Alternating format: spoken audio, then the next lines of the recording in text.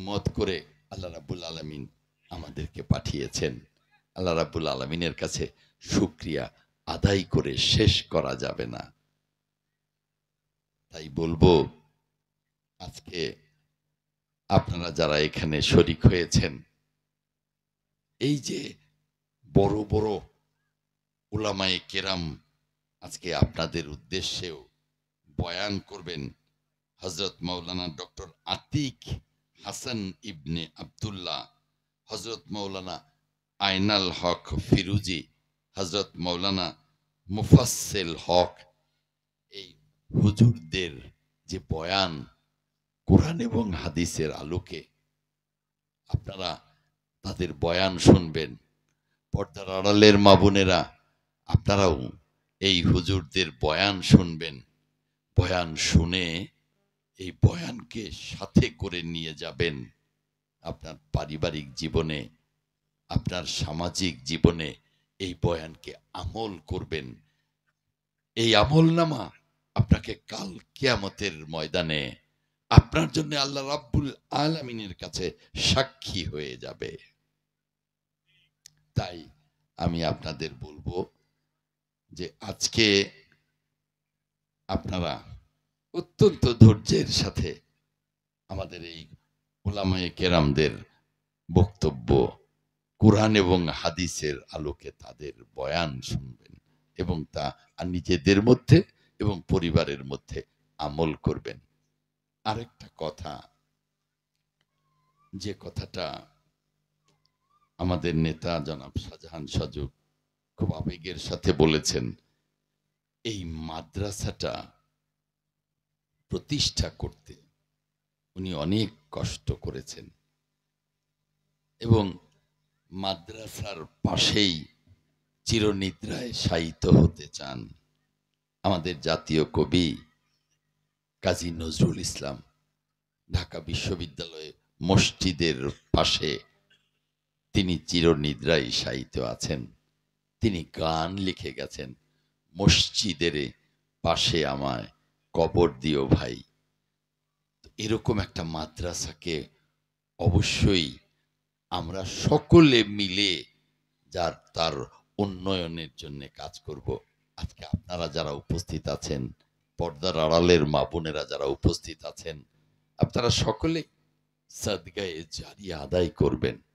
এই সাদগায়ে জারিয়া এমন একটি আমলনামা যে এই মাদ্রাসা যতদিন টিকে থাকবে, এর মধ্যে বছরের পর বছর কত হাফেজ বেরুবেন।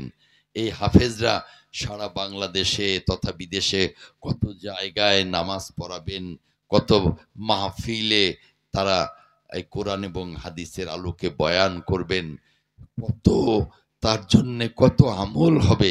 সেই আমল নামাও আপনাদের আমল নামায় সংযুক্ত হবে এবং সেই আমল নামা কাল কিয়ামতের ময়দানে আপনাদের কাছে আল্লাহ রাব্বুল আলামিনের কাছে আপনাদের জান্নাতবাসী হওয়ার জন্য সাক্ষী হয়ে যাবেন। বলুন সুবহানাল্লাহ। তাই প্রিয় মুসল্লিয়ান ইকরাম, পর্দার আড়ালের মা বোনেরা, আমি সকলকেই বলবো এই মাদ্রাসার জন্য আপনারা সকলে যার যেটুকু সামর্থ্য আপনারা সাদগায়ে জারিয়া আদায় করে যাবেন। আমাদের নেতা শাহজাহান সাজু বলেছেন যে এই রাস্তাটি পাকা হওয়ার জন্য সকল ব্যবস্থা হয়ে গেছে, আগামী সপ্তাহেই টেন্ডার হবে। মহানন্দপুরের রাস্তাটিও সমস্ত ব্যবস্থা হয়ে গেছে, টেন্ডার হবে। শুধু এই রাস্তাটুকু নয়, এই অঞ্চলের মাদ্রাসা, স্কুল, মসজিদ, মন্দির, রাস্তাঘাট সমস্ত কিছুর উন্নয়নে আমি আপনাদের ভালোবাসায়, আপনাদের সমর্থনে, আপনাদের ভোটে নির্বাচিত হলে শাহজাহান সাজু ভাইকে সাথে নিয়ে এই অঞ্চলের উন্নয়ন করব ইনশাল্লাহ। আপনাদের কাছে কথা দিচ্ছি, আপনাদের কাছে কথা দিচ্ছি। এই অঞ্চলটা দীর্ঘকাল অবহেলিত। এই অবহেলিত অঞ্চলকে যাতে উন্নত করা যায় সেই পরিকল্পনা যেমনি শাহজাহান সাজু ভাইয়ের আছে, আমারও আছে। আমিও সেই পরিকল্পনা করে রেখেছি। সেই শুধু সময়ের অপেক্ষা এবং সুযোগের অপেক্ষা। আশা করি আপনারা আমাকে সেই সুযোগটি দেবেন। একথা বলে আপনাদের যারা আজকে এখানে উপস্থিত হয়েছেন, পর্দার আড়ালের মা বোনেরা, সকলের জন্যে আল্লাহ রাব্বুল আলামিনের কাছে দোয়া কামনা করে আমরা যারা এখানে উপস্থিত আছি, পর্দার আড়ালের মা বোনেরা, আমাদের বাবার কোল, মায়ের কোল, শ্বশুরের কোল, শাশুড়ির কোল যারা কবরবাসী হয়েছেন, তাদের সকলের কবরকে আল্লাহ রাব্বুল আলামিন বেহেশতের বাগান বানিয়ে দিন। আমিন, আমিন। আমরা এখানে যারা উপস্থিত হয়েছি, পর্দার আড়ালের মা বোনেরা, আমাদের বাবা মা শ্বশুর শাশুড়ির কুল যারা জীবিত আছেন, রাব্বুল আলামিন তাদেরকে সহি সালামতে রাখুন, তাদেরকে ঈমান এবং ইজ্জতের সাথে রাখুন। আমরা মুসলমান, আমাদের প্রত্যেককে পৃথিবী ছেড়ে চলে যেতে হবে। কুল্লু নাফসিন জায়েকাতুল মউত, কুল্লু নাফসিন জায়েকাতুল মউত, প্রত্যেককেই মৃত্যুর পেয়ালা চাখতে হবে। তাই আল্লাহ রাব্বুল আলামিন আমাদেরকে যেন মৃত্যুর আগে ঈমান এবং ইজ্জতের সাথে আমাদের মৃত্যুর ফয়সালা করে দিন, এবং মৃত্যুর সময় আমাদের সকলের জবানিতে জারি করে দিন কালেমা তাইয়্যিবা লা ইলাহা ইল্লাল্লাহু মুহাম্মাদুর রাসূলুল্লাহ সাল্লাল্লাহু আলাইহি ওয়াসাল্লাম।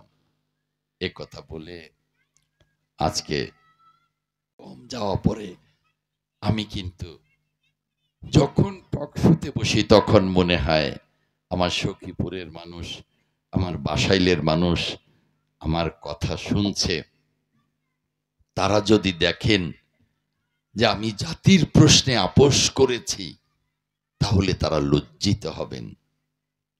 আমাকে অনেকে বলেছেন, এভাবে কথা বলেন, যে কোনো মুহূর্তে তো গ্রেপ্তার হয়ে যেতে পারেন। এখনকার কথা বলিনি, 5ই আগস্টের আগের ফ্যাসিবাদী সরকারের কথা বলছি। আমি তাদের বলেছি আমাকে গ্রেপ্তার করলে করবে, কিন্তু জাতির প্রশ্নে আমি টকশোতে দাঁড়িয়ে আপোষ করতে পারবো না। কারণ আমার নেত্রী দীর্ঘদিন কারাগারে ছিলেন, আপোষ করেন নাই। আমার নেত্রী সারাটা জীবন গণতন্ত্রের জন্য, ইসলামী মূল্যবোধের জন্য লড়াই করেছেন। দোয়া আছে পর্দার আড়ালের মা বোনদের কাছে এবং আপনাদের কাছে আমার জন্য দোয়া আছে। আজকের মতো বিদায় নিচ্ছি। আমিন সুম্মা আমিন। ওয়াখির দাওয়ানা আনিল হামদুলিল্লাহি রাব্বিল আলামিন। আসসালামু আলাইকুম ওয়া রাহমাতুল্লাহি ওয়া বারাকাতুহু।